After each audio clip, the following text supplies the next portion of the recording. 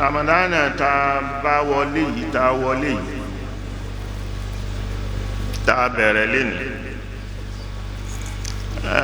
alhamdulillah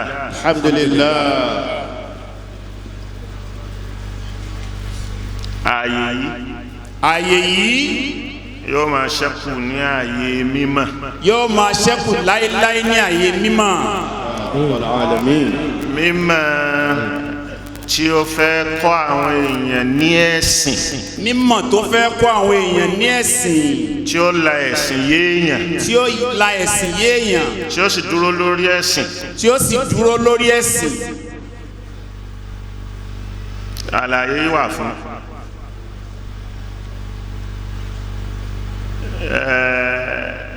knowledge based institution ni knowledge and religion, so ẹ̀sìn àti mímọ̀ ni ó ló gbé bí dúró, òun ló foundation bí.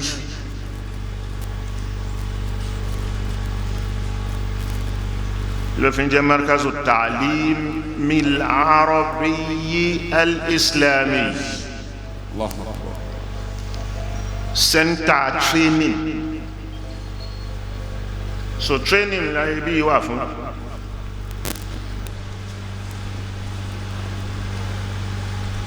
kìí ṣe kárí mi,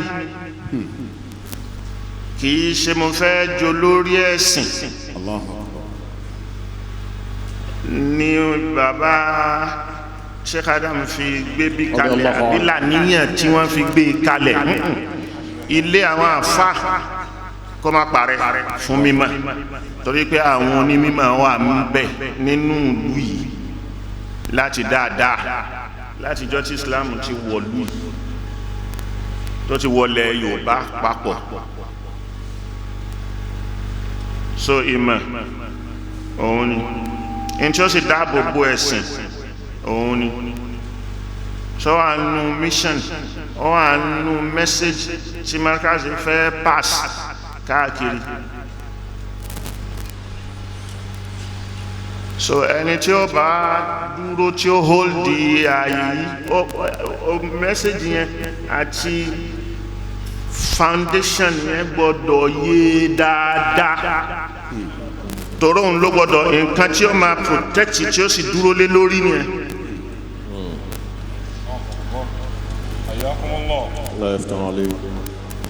So bó ṣe wà yẹn lójú ayé Sheikh Adam, ó gbọ́dọ̀ retain bẹ́ẹ̀, Ọlọ́run sì retain ẹ̀ bẹ́ẹ̀. Alhamdulillahi rabbil alamin.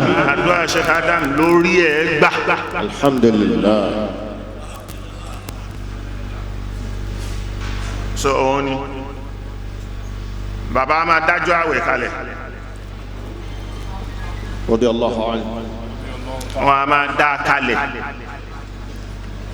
pẹ̀lú mímọ̀. So ma kuntu bid'an min ar-rusul. Allah.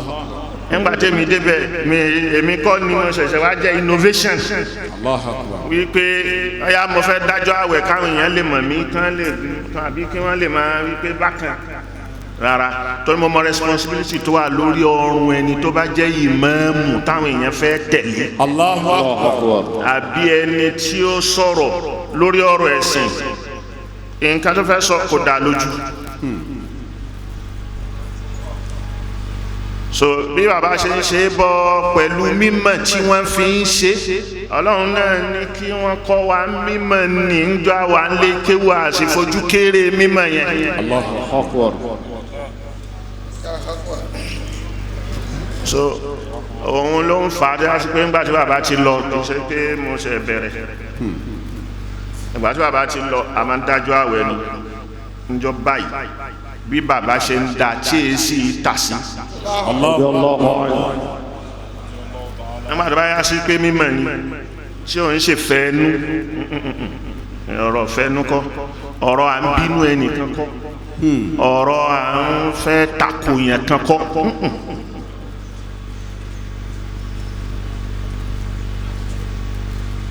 So alhamdulillah, tatawurat ń dé, technology à ń dàgbà sí ju ayé ìgbà táwọn náà tiẹ̀ wà lọ tí ó já sí pé ìwọ̀nba mímọ̀ ibi tí mímọ̀ dé ń jọ náà wọ́n fi ń da mímọ̀ ò sì lè yàtọ̀ ó kàn lè dàgbà sí mímọ̀ ò lè yàtọ̀ so òun la fi ń da àwọn ẹlòmíín máa wá ń rí nírí pé ẹ tún dé ó dájọ́ àwẹ̀ ó ṣe lè máa dájọ́ kalẹ̀ ṣẹ̀ríà yẹn ọ̀nà mẹ́ta lèyàn fi dájọ́ àwẹ̀ ló fi ń móṣù so a lè mú ọ̀nà kan ká wá pa ọ̀nà méjì tì ọ̀nà mẹ́ta la fi dájọ́ àwẹ̀ adájọ́ àwẹ̀ birru'ya sumu liruyatihi wa aftiru liruyatihi à ń dájọ́ àwẹ̀ pẹ̀lú takidiru tó ń jẹ́ òǹkà wa in gumma alaykum fakmilu iddata sha'bana 30 yawman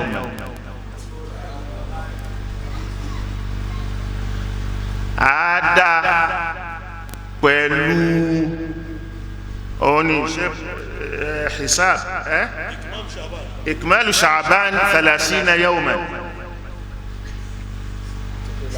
so mẹ́tẹ̀ẹ̀ta ọ̀nà tí wọ́n oṣù sí rẹ̀ ikmalu sha'ban imma 29 aw 30 yawman oṣù nìyẹn oṣù kọmẹ́rí nìyẹn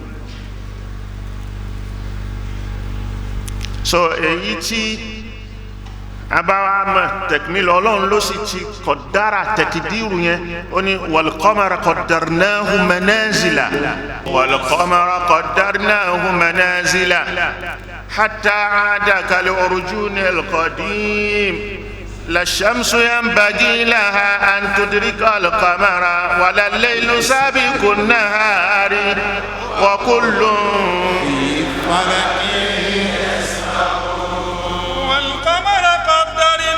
منازل حتى عاد كالعرجون القديم لا الشمس ينبغي لها أن تدرك القمر ولا الليل سابق النهار وكل في فلك يسبحون والقمر قدرناه منازل Ọlọ́run ló lóun ti ṣe bẹ́ẹ̀ ọlá àpèbùbù fún àpèbùbù lé fún hatta aada tí ó fi wá lọ́tọ̀ ilé ní lọ tí ó tún fi wá padà bí ìgbà tó bẹ̀rẹ̀ lákọ̀ọ́kọ́. Allahu Akbar. So manazilu ni òun ni 28 days àti àwọn wákàtí díẹ̀ tí ó fi yípo tó bá yípo 28 days ó lè sùn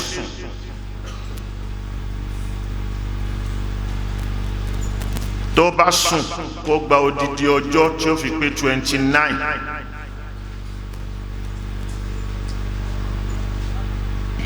tí ó bá wá lọ ìrìn ẹ̀ títí lọ bákan òun pẹ̀lú kíní tìránù lè ṣẹlẹ̀ láàrin wọn àti Shams sílẹ̀ gúnmà lẹ́yìn wa in gumma alaykum fa akmilu iddata ash-shahri 30 yawman so ó lè jẹ́ 29 29 29 29 29 30 29 kò ní jù bẹ́ẹ̀ lọ òun èpè 31 kò sì ní jẹ́ 28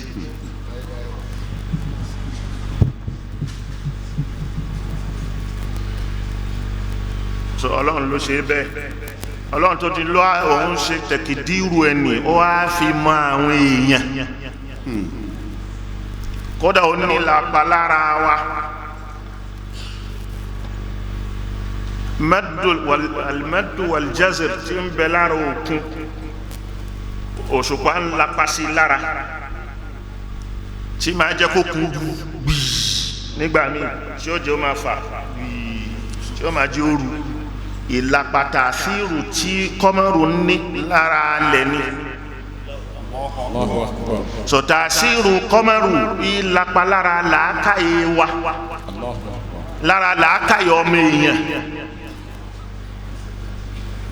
so tí nǹkan kan bá ti affect làákàyè yẹn tó ṣù bá ti lé yóò ní ìlapa lára làákàyè yẹn tó yẹ yẹn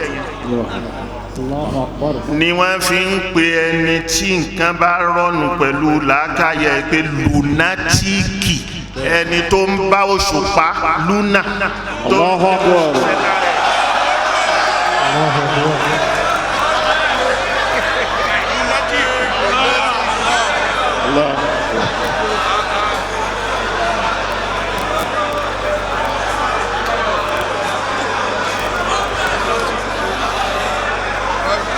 ẹja farabalẹ̀ ká gbọ́ dáadáa. naam wọn alóṣù rẹ̀ tún lé so oòrùn kọ́ ló ń lapa lára tiẹ̀ òṣùpá ló ń lapa àwọn àfà tán tún mọ̀ ẹ́ bẹ́ẹ̀ wọ́n á tún máa fi ṣàfáàmù. Allahu Akbar. ẹ lọ bá ẹ lọ wá àwọn àfà tó ní kàlí ẹ lọ wá àwọn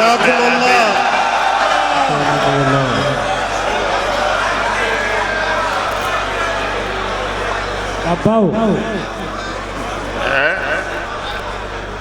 Hayakumullah. ó di méjì àbí ẹlẹ́ẹ̀kẹta ìlàpalára obìnrin pẹ̀lú nǹkan oṣù ẹ̀ 28 days náà ní nǹkan oṣù obìnrin sákùlẹ̀ 28 days ni.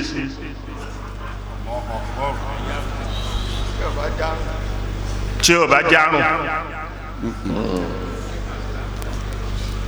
so menstrual cycle 28 days òun ni sákùlẹ̀ so sákùlù òṣùpá náà ní 28 days.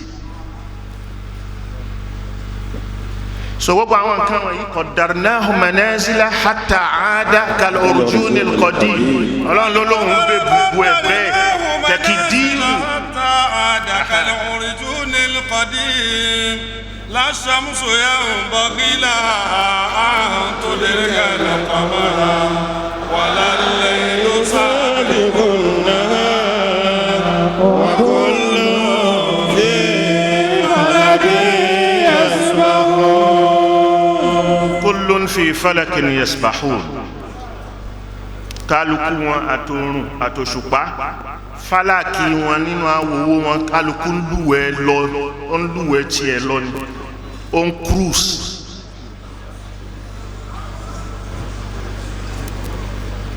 so méjèèjì náà la fi ń ka kàlẹ́ndà bọ́ọ̀ bá ka kàlẹ́ndà oṣù a sì ja kàlẹ́ndà oòrùn.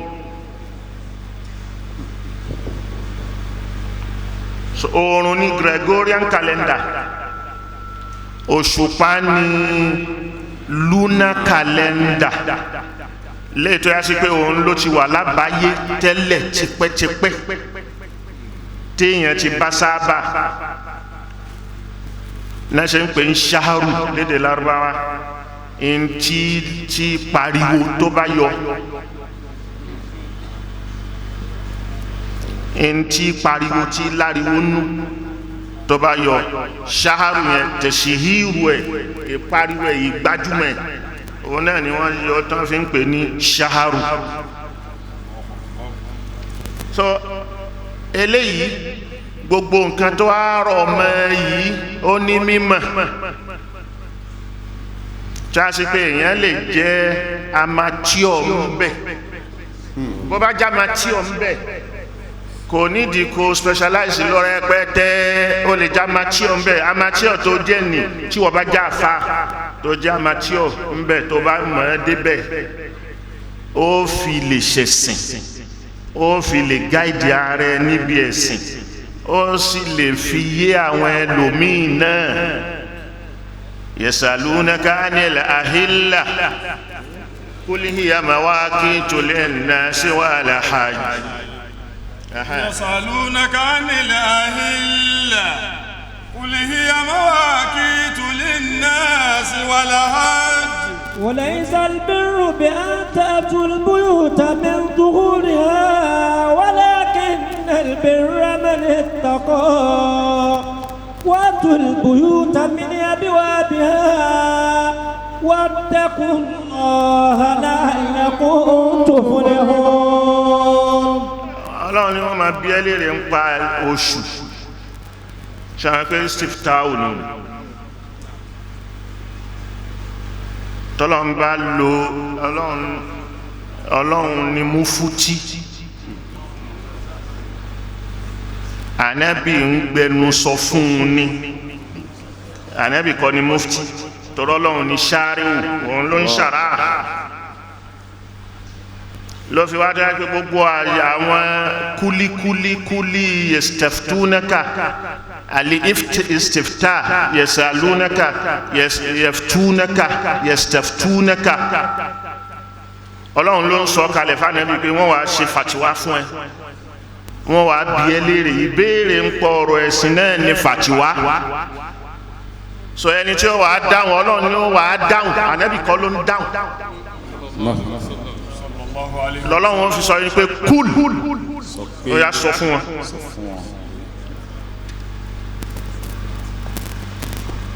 yastaftunaka fil kalala kúl yuftikumullah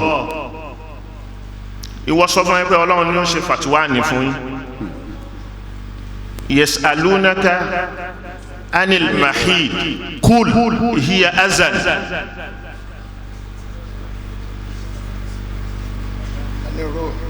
yas'alunaka anir ruh kúl sọ fún wọn so ọlọ́run ni wọ́n wà bí ẹ́ ń pa létésù kí ni létésù yìí lè ṣe fún wa iṣẹ́ kí ló ní ó ṣe táwa ti fáwà mùsùlùmí tí ó fi wọnú ṣẹ̀ríà wa kul hiya mawaqitu linnas sọ fún wọn pé ìmọ̀ àsìkò ní fún àwọn èèyàn àsìkò kí ni àsìkò òjọ́sìn wal hajji àti hajji tó jẹ́ òní kúmọ̀ ìjọ́sìn òní píkì ìjọ́sìn ẹgbẹ́ ọlọ́run sọ fún ní pé kúl fún wọn lésì sọ fún wọn ta ni mufti Allah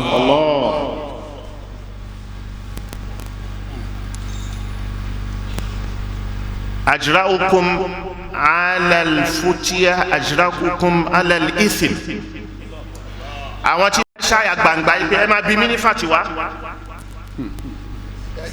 ìdájọ́ ẹ̀sìn ẹgbẹ́ ajra'uhum ala al-ithm àwọn èèyàn ló láyà gbangba sọ́lọ́hun náà láyà gbangba sẹ́ṣẹ̀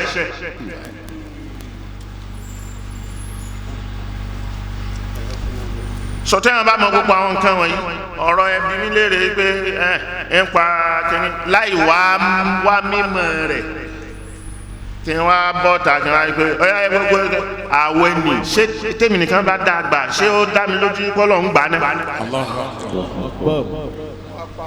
kí n wá kó àwọn èèyàn sọnù lórí ìfẹ́ nú lórí pé ṣé bóyá kí n lè hàn ní àbí kìíní èmi wá yín hàn kiri o mi wá yín hàn kiri mi jẹ́ wá bọ̀tọ̀ orí ibi tí n bá dúró iṣẹ́ tí mò ń ṣe iṣẹ́ yẹn mi ò ní fà sẹ́yìn níbẹ̀ láti ṣe torí responsibility ni tó bá sì ti gba responsibility o gbọ́dọ̀ ṣe tádíà responsibility ni alal wajhi al ahsan so ìyẹn òun ni bí ààyè ṣe wà lánàá Sheikh Adam wọn yìí dúró de Sultanu radiyallahu anhu yes Sheikh Adam wọn kì í dúró de Sultan kankan gbódìgbà tó bá sọ pé bàbá yìí ní ká bẹ̀rẹ̀ kan tó bẹ̀rẹ̀ bàbá máa mú ọjọ́ kalẹ̀. àwọn kan wí pé àṣẹ Sultan láti Sokoto ó dẹ́kù èmi ò bẹ́ẹ̀ jiyàn. bẹ́ẹ̀ jiyàn yàn. èmi ò bẹ́ẹ̀ jiyàn but nísìnyí àwọn Yorùbá ti ń sọ fún yín wípé ara tá à ń sọ fún yín òun nìyẹn torí wípé ọ̀tọ̀ ní ọ̀rọ̀ ẹ̀sìn ọ̀tọ̀ ní ọ̀rọ̀ ìlú. ọ̀tọ̀ ní ọ̀rọ̀ ẹ̀sìn ọ̀tọ̀ ní ọ̀rọ̀ ìlú. nínú ìlú ọ̀tọ̀ láàyè ọ̀tọ̀ nílùú ìlú ààyè ò kì í jẹ́lù. ààyè kì í jẹ́lù. nínú ìlú láàyè máa ń wà. nínú ìlú ni ààyè máa ń wà. ẹ mọ̀ ìyàtọ̀ láàrin gbogbo ẹ̀ bẹ́ẹ̀ bá mọ̀ ẹ tẹ́tí ẹ gbọ́ dáadáa. ẹ̀ṣẹ́ bí bala ìjọ ń sọ yìí àbí. bẹ́ẹ̀ ni sà ìbáná ni mo fi ń rọ sà. mi ń ṣèdè mí ni o. yes sir. mi ń sọ Haúsá mi ń sọ Ìgbò mi ń sọ Gẹ̀ẹ́sì mi ń sì sọ Lárúbáwá àmọ́ ọ̀tọ̀ ní ààyè ẹ̀dín kọ́ídà ọ̀tọ̀ ní ìlú. ààyè ṣèlú ń jọ mí àmọ́ ó ní ààyè nínú. nínú ìlú ní ààyè wà. ní ààyè wà. ààyè kọ́ ní ìlú. ààyè kọ́ ní ìlú. àmọ́ nínú ìlú láàyè wà. inú ìlú lààyè máa ń wà. nínú ìlú ni ààyè máa ń wà. Markazi ààyè ni. Markazi yìí ààyè ni. àmọ́ nǹkan ní ìlú Agége. àmọ́ nǹkan ní ìlú Agége.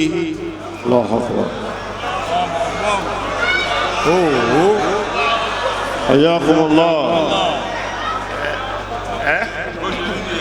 inú Agége ni Markazi wà òun kọ́ ní ìlú but ààyè ni so ààyè máa ń bẹ nínú ìlú ni ìlú ò kì í ṣe ààyè. ààyè máa ń bẹ nínú ìlú ni ìlú kì í ṣe ààyè. so àwọn nǹkan wọ̀nyí ẹ bá ní èmi ò jiyàn sí pé Sultan ìpè kìíní níjà èmi pẹ̀lú Sultan ẹni àpọ́nlé ni lọ́dọ̀ mi púpọ̀ bá a ṣe bá táwọn bàbá Sheikh Adam gbogbo wọn bẹ́ẹ̀ ni wọ́n pọ́nlé bọ́dún mọ́ ṣe ń pọ́n wọn lé yẹn kì í ṣe pé akálukú ní ààyè tiẹ̀.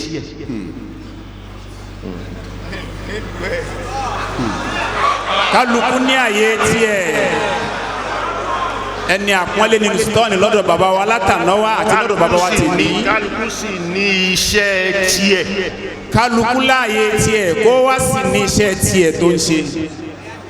so ẹ gbọ́dọ̀ collide ẹ gbọ́dọ̀ clash.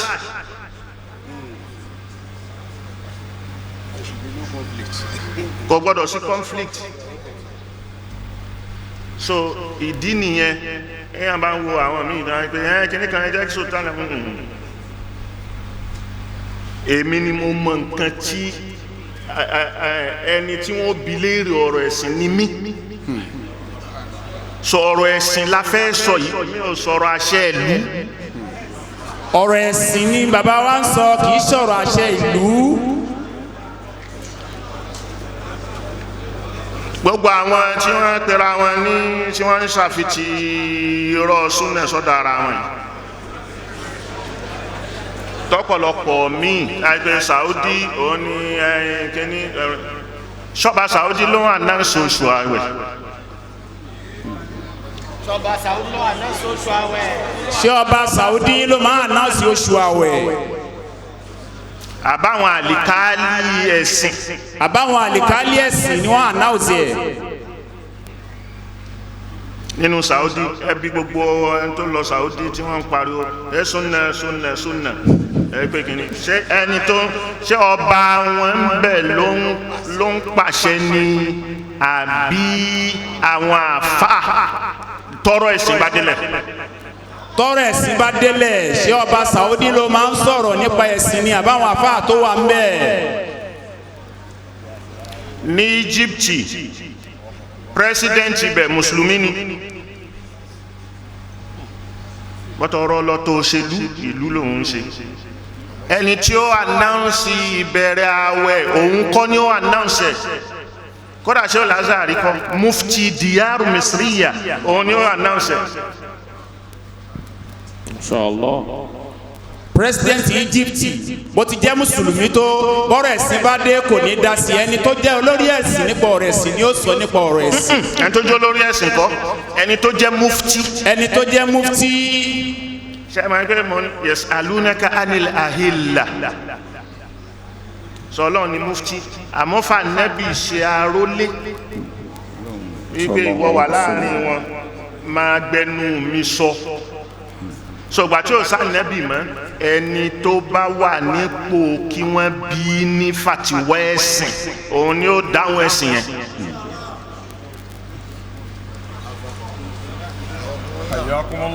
ọlọ́run ni mufti òun ló sì máa ń pàṣẹ fún ànábì pé tán bá ti bí ẹlẹ́rìí nípa nǹkan báyìí sọ báyìí sọ fún wọn nígbà tí ó wá sí ànábì mọ́ ẹni tó bá wà ní ẹni tó jogún iṣẹ́ ànábì ló yẹ kó máa kán máa bi léèrè kó sì máa fún wọn lésì lórí ẹ̀. òun ni sọ kálukú ló ní fíldì rẹ̀ kálukú ló ní ojúṣe rẹ̀ tó fẹ́ ṣe. kó wá ló ní ojúṣe rẹ̀ tó fẹ́ ṣe. sọ tí àyè bá jẹ́ ẹ̀sìn àyè mímọ́ tí àyè bá jẹ́ ẹ̀sìn ẹ̀yẹ mímọ́. tó sì jásí pé ọ̀rọ̀ ẹ̀sìn ló ń kọ́ wọn. tó sì jẹ́ pé ẹ̀sìn náà ń kọ́ wọn bí. sọ báwo la ṣe fẹ́ wà lẹ́yìn ká máa retí pé àwa kọ́ ni iṣẹ́ responsibility yẹn kàn ẹlòmíì ni ká wá yí sí lọ́rùn.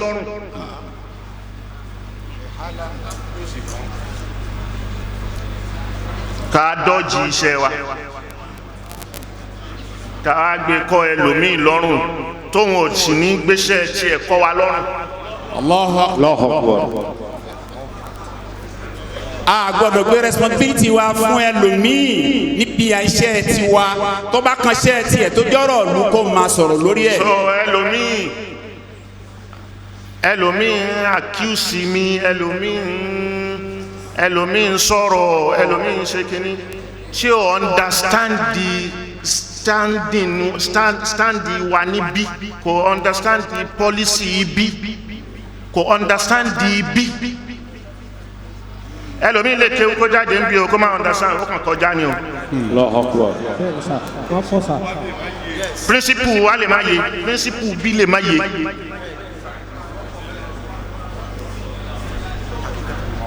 so ìdí nìyẹn èmi yà sí wọn ó tún ti dé ń dájọ́ oṣù èèyàn ṣe ń dájọ́ oṣù kalẹ̀ mo lè dá mọ̀ nìka yìí ṣẹṣẹ rí àlóní o má dá ní. Masha Allah. so ní ojú ọ̀nà súnà yòókù tá a fi ń wá oṣù àti ṣẹ̀ríà tá a fi ń wá oṣù tí mo pè lọ́nà mẹ́tẹ̀ẹ̀ta kí ló ṣe tó yá pé rùyá nìkan la dì mú àlò yòókù níbi táyé dé tí technology dé yìí ṣé Islam tako technology ni àbí Islam tako science tó ń jẹ́ mímọ̀.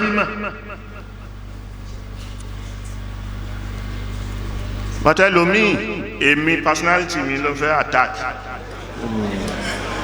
so èmi kò sì dùn mí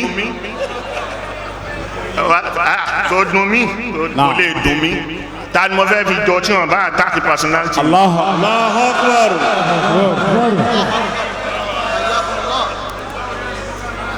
ta ni mo fẹ́ fi jọ tó bá yá sí pé òótọ́ ni mo bá ń sọ láì pé ọ̀rọ̀ mímọ̀ ni kí n expect àwọn tí ó takò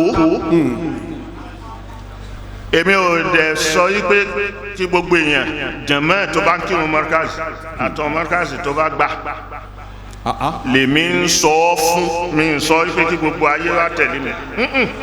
Allahu Akbar. ọ̀pọ̀lọpọ̀ mọ́rkàzì ló ti di ìmáàmù láàyè ibi tán bá wà àwọn ìmáàmù ló tòjọ rẹpẹtẹ yìí wọ́n wà lọ́tún wọ́n wà lósì wọ́n wà lẹ́yìn ní bí táwọn èèyàn tẹ̀lé wọn. so kí wá kán wá bí mi kí n máa ní pé mi ò mọ ẹja máa retí. rárá o tó bá mú.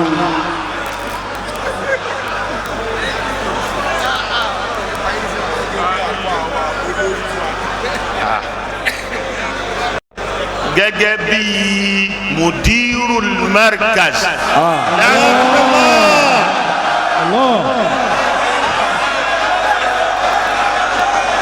so nǹkan yẹn ọ̀rọ̀ yẹn ìdára ló ń sọ̀rọ̀ kì í ṣe Habeeb. ìdára ló ń sọ̀rọ̀ iṣẹ́ tí bàbá wa ṣe lánàá náà ni bàbá wa tèmi náà ń ṣe.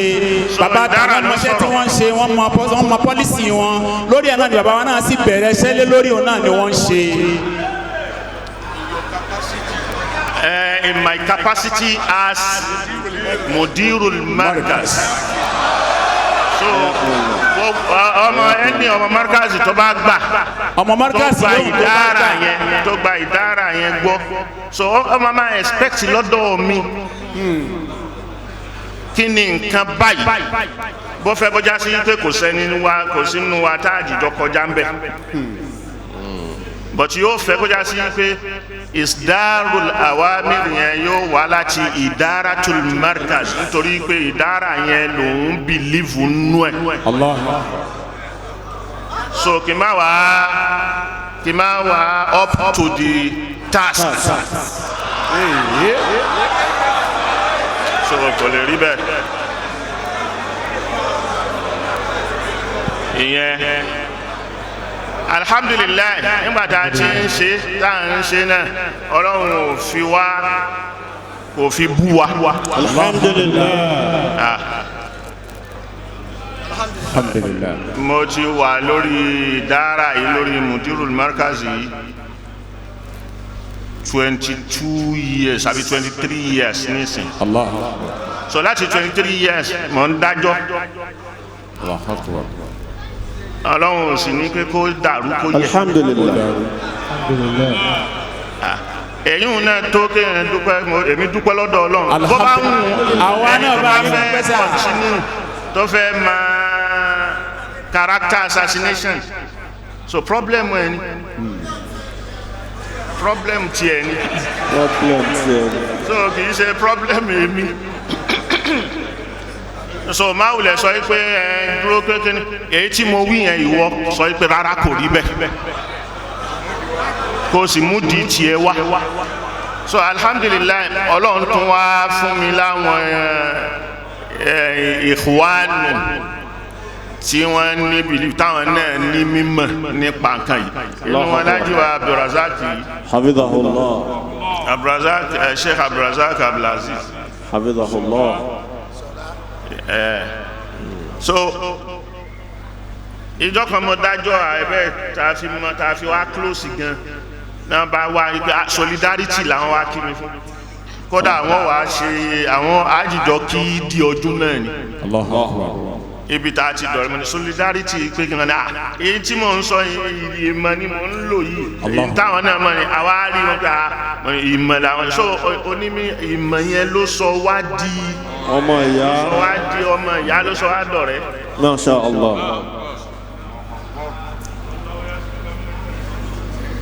So ìyẹn àwa adájọ́ tọdún yìí walhamdulillah. alhamdulillah. Inú gbogbo ọjọ́ tá a ti ń bá bọ̀ ọdún yìí ló wá ara ìmọ̀. Allahu So ọ̀rá ìmọ̀ àwọn ẹlòmíín ti dákẹ́ wọ́n ti ń wòye pé ṣó ti dájọ́ náà. Allahu Akbar. Ẹ máa rí ti Sultan kó dájọ́ mi so káwọn wá rẹ́rìn. So bí wọ́n ti ṣe lọ́dọọdún nù ni Ọlọ́run sì wá igi yóò fi há wọn lẹ́nu pápá.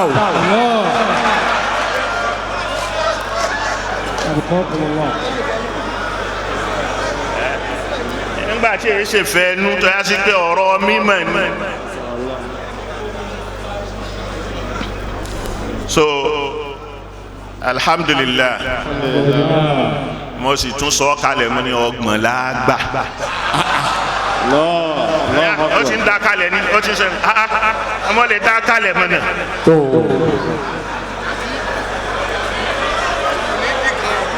Kò ní dì kan tó bá wù wọ́n ẹ lọ dín bó bá wù yín ẹ jẹ́ ó lé 31. Àbá ti dá kalẹ̀ pé àwẹ̀ tọdún nìyí ọgbọ̀n láàfi gbà bó bá wá wù yín ẹ̀sùn síwájú kẹ́ni ká gba 31 bó bá dẹ̀ wù yín ẹ dínkù kẹ́ni 28 la máa gbà àjọ kẹsẹ̀ bọ́ pírọ́blẹ́mù tí yín nìyẹn. Ìyẹn ń ṣe wàhálà Ọlọ́run là ń tẹ̀lé àṣẹ imtisalu awamirillah òun ló pa aláṣẹ yìí pé ya ayyuhal ladhina amanu kutiba alaykumus siyamu kama kutiba alal ladhina min qablikum la'allakum tattaqun ayyaman ma'dudatin فمن كان منكم مريضا أو على سفر فعدة من أيام أخر يريد الله وعلى الذين يطيقونه فدية طعام مسكين فمن تطوع خيرا فهو خير له وأن تسوء خير لكم إن كنتم تعلمون شهر رمضان الذي أنزل فيه القرآن هدى للناس وبينات من الهدى والفرقان فمن شهد منكم الشهر فليصمه ومن كان مريضا أو على سفر فعدة من أيام أخرى يريد الله بكم اليسر ولا يريد بكم العسر ولتكملوا العدة ولتكملوا العدة ولتكبروا الله على ما هداكم لعلكم تشكرون شهرك ناني شهر رمضان gbogbo ṣùúrù tó kù nínú Al-Qur'ani Ọlọ́run dárúkọ ṣáàrù kan nínú Al-Qur'ani Ọlọ́run dárúkọ oṣù kankan nínú oṣù méjìlá tó wà nínú ẹ̀sìn Islam ṣáàrù Ramadan nìkan ló dárúkọ ẹ̀ torí pé ọlá Al-Qur'ani ta sọ̀kalẹ̀ ń bẹ àtàwẹ̀ ta ní àgbà ń bẹ pé ẹgbà wẹ́ nì kama kutiba alal ladhina min qablikum ẹnìkan kọ́ la kọ́ fún ẹnìkan kọ́ la ṣe lọ́ranyàn fún a ti ṣe lọ́ranyàn fáwọn ọjọ́ tó ti ṣáájú yín láwọn tó ti wá. torí pé àwẹ̀ nì tẹ́gbà nì la'allakum tattaqun bóyá ẹ máa tara bẹ́ẹ̀ bẹ̀rù ọ̀páyà Ọlọ́run ṣèkàn Ọlọ́run ṣàkàn Ọlọ́run so sísákan rẹ ni lọ́lọ́run fẹ́ ká lónú àwẹ̀ kí ẹ máa wáyé pé òun ò sákan òun ṣàfẹ́ wípé kóun sọ àwọn èèyàn nù ṣe rí pé kò ní tìsálù kò fẹ́ ní tìsálù pẹ̀lú àṣẹ Ọlọ́run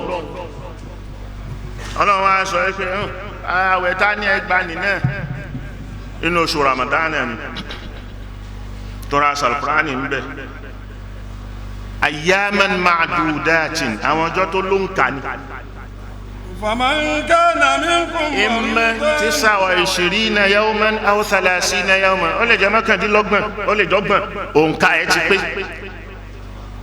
so lóbi jásí pé kò sáwẹ̀ tó dín oṣù kan náà ni kò bá jẹ́ 29 oṣù kan ni kò bá jẹ́ 30 oṣù kan ni èyí tọ́lọ́ mú wa ó pé nù àmọ́ ẹ jẹ́ kóṣù ní pé walitukmilu al-iddata ẹ jẹ́ kó ń ka oṣù pé walitukamilu al-iddata ẹ ká kó pé kó má dín